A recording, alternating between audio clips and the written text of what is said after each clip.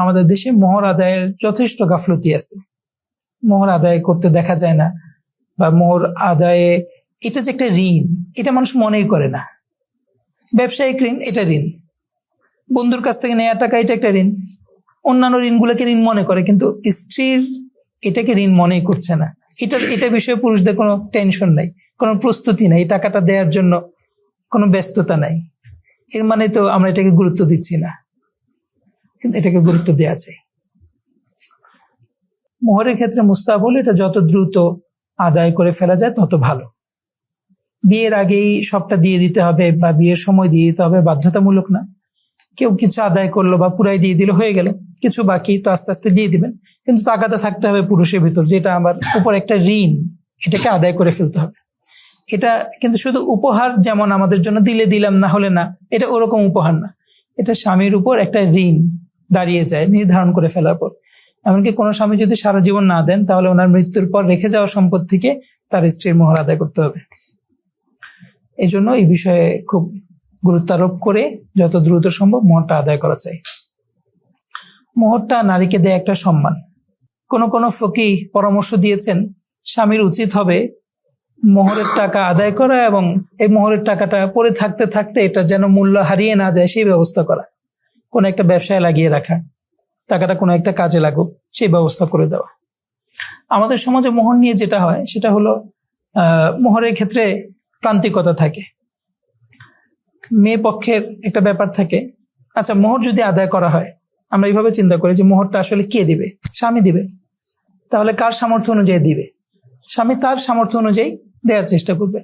হ্যাঁ, যে মেয়েটার সাথে বিয়ে হতে যাচ্ছে সেই মেয়েটার বংশীয় মেয়ে যারা, তাদের সাথে তার সম্মানটাও যাতে ঠিক থাকে, তাদের কোয়ালিটিটাও যাতে ঠিক থাকে, সেদিকে একটু লক্ষ্য রাখা চাই।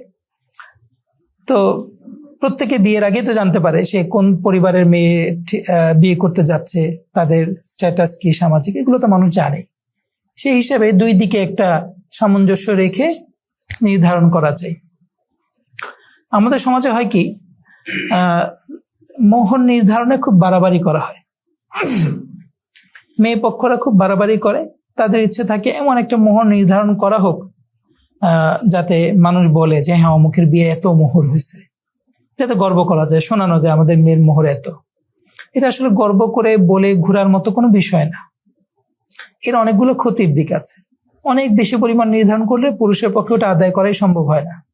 তো এটা নির্ধারণ করে লাভ কি হলো?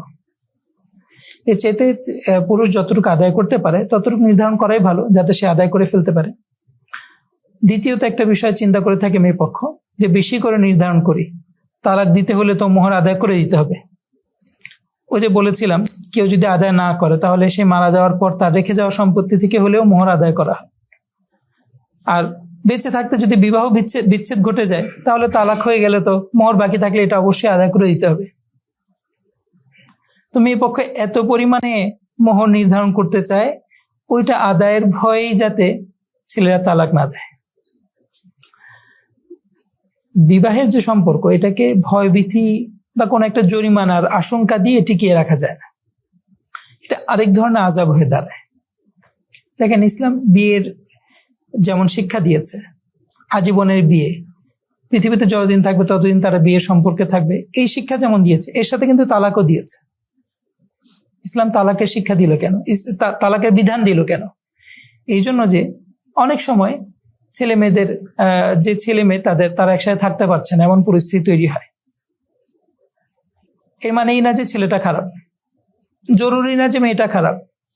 দুইজন ভালো মানুষ এমন হতে পারে যে তাদের মনটা মিলছে না, তারা একসাথে থাকতে পারে না। আমরা জানি সাহাবা ইকরামের মধ্যেও তো তালাকের ঘটনা ঘটেছে। তো ওখানে ছেলে বা মেয়ে কাকে আমরা খারাপ বলবো? দুইজনই ভালো। পৃথিবীর শ্রেষ্ঠ মানুষদের মধ্যেও তালাক হতে পারে।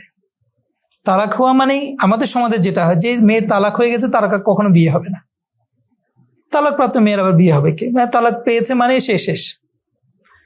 এই চিন্তাটা খুবই নিন্দনীয় একটা চিন্তা। এটাকে বর্জন করা চাই। তারা যাতে স্বাভাবিক জীবনে আসতে পারে, আবার বিয়ে করতে পারে, এই সুযোগটা রাখা চাই। আবার যে পুরুষ জীবনে কখনো তালাক দিয়েছে, তার কাছে কেউ কন্যা দিতে চায় না, যে সে তালাক দিয়েছে, সুতরাং আমাদের মেয়েকে আরেকবার তালাক দিতে পারে। এরকম আশঙ্কা তো থাকে, সেটা নিয়ে ভাবা চাই। কিন্তু এটা সবসময় জরুরি না যে ঘটনাটা এমনই ঘটবে। তো ইসলাম যে তালাকের বিধান দিয়েছে এই জন্যই দিয়েছে, তালাকটা যদি না থাকে অনেক সময় বিয়ে মানুষের উপর জুলুমের ব্যাপার হয়ে দাঁড়ায়। আমরা অনেক সময় পেপার পত্রিকায় পড়ি স্বামী স্ত্রী একজন আরেকজনকে হত্যা করে ফেলছে, অনেক সময় হত্যা না করলেও নিজে আত্মহত্যা করে, মানে এই সম্পর্কে টিকে থাকা তার পক্ষে সম্ভব না।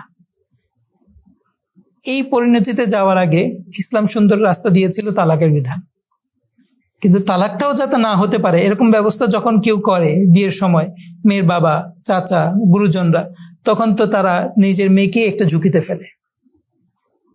এটা ঠিক না।